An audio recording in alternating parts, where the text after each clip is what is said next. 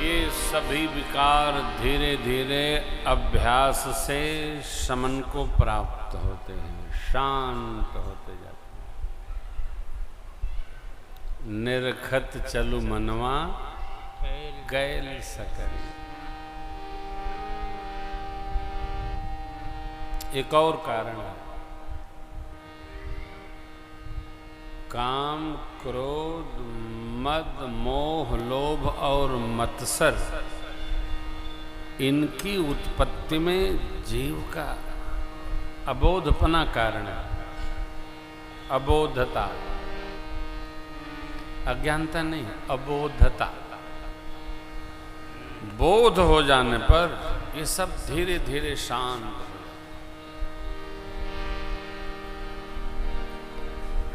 जब हम जान जाएं, समझ जाएं कि हम जो कर रहे हैं ये करने योग्य व्यवहार नहीं है, तो वो बोध हो जाता है। धीरे धीरे आप अनुभव करेंगे, शांत हो जाएंगे, परम शांत। और जब शांत होंगे तभी शांत प्रभु प्राप्त होंगे। शांतम शाश्वतम अप्रमेयमनघम निर्वाण शांति प्रदम। परमात्मा शांत है। साधक जब शांत होता है तो भगवान की प्राप्ति होती है। तो सती वृंदा के शाप से भगवान शालग्राम शिला हुए। सती वृंदा को भगवान ने तुलसी जी का विरवा होने का वर प्रदान किया। जालंधर का भगवान भोलेनाथ ने अंत किया। वही जालंधर रावण हुआ, कश्यप अदिति जी के पुत्र बनकर। मेरे प्रभु ने राम स्वरूप से उनको गति प्रदान की। बोलिए रामचंद्र भगवान की जय हो। बाबा कहते हैं देवी एक बार तो नारद जी ने शाप दे दिया। इतना क्रुद्ध हुए जिन भगवान का भजन करते हैं उन्हीं को शाप दिया। नारद शाप दीन एक बारा कल्प एक ही लगिया। मेरी माँ गिरजा चकित भई सुनि बानी। नारद विष्णु भगत पुनि कारण कवन शाप मुनि दीन काय अपराध। भगवान ने ऐसा क्या अपराध किया कि गुरु जी को उनको शाप देना पड़ा। माँ की निष्ठा दर्शनीय है, स्मरणीय है। भोले बाबा ने कथा सुनाना प्रारंभ किया और कहा देवी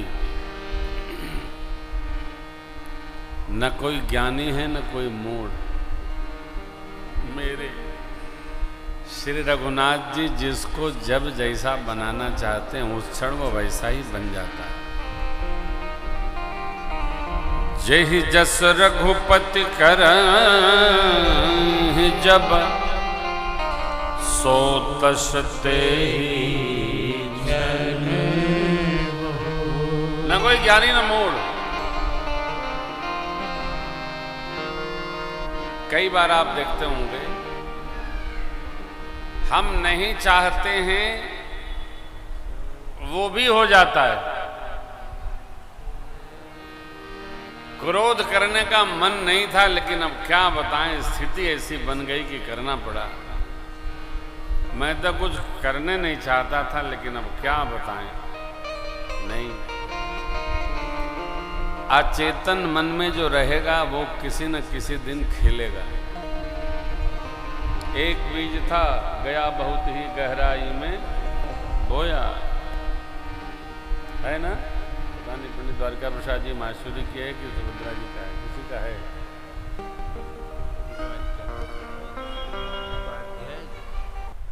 एक गुरु जी चेलों से कहे कि चेला भगवान शालिग्राम की पूजा करनी है, तुलसी दल ले आओ। सुना है कि नहीं? सुन लीजिए। तो चेले आपस में खुसर फुसर करने लगे, तुलसी दल होता कैसा है।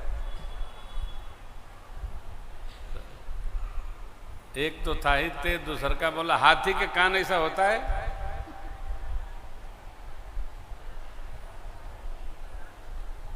तीसर का बोला सुपास होता है। सब चेले इतने प्रमादी थे कि आपस में मत मिलाने लगे कि तुलसी दल होता कैसा है।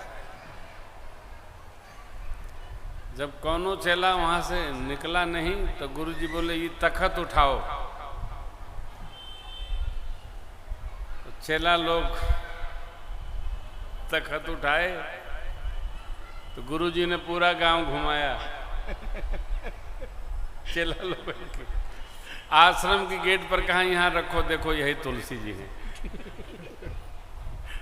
पूरा गांव घूर लिए, आश्रम की गेट पर नव तुलसी का वृंद तह देख हर्ष। अब गुरुजी ने पूछा कि बेटा समझ गए कैसा तुलसी दल होता है। चेला बोले गुरुजी जन्म भर न भुलाएंगे हम लोग, क्योंकि इतना चेले बड़े विचित्र हैं वो आजकल के चेले। हम कानपुर में रहते हैं जब, तो आश्रम वहां से 11 किलोमीटर दूर है। एक चेले से कहा कि आश्रम चले जाओ और अमुक सामान ले आना। जाएंगे कैसे? हमने कहा साइकिल से चले जाओ। 11 किलोमीटर साइकिल से? तो कहा जहाज मंगाओ का? हम लोग 100 किलोमीटर साइकिल चलाते थे वो, और लगता था कि मोटरसाइकिल चला रहे हैं।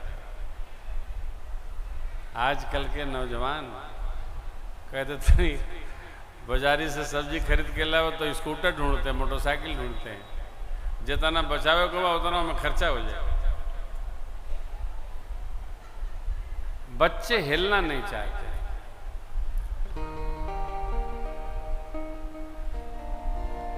न हिलना चाहते हैं न खेलना चाहते हैं, न लौटना चाहते हैं।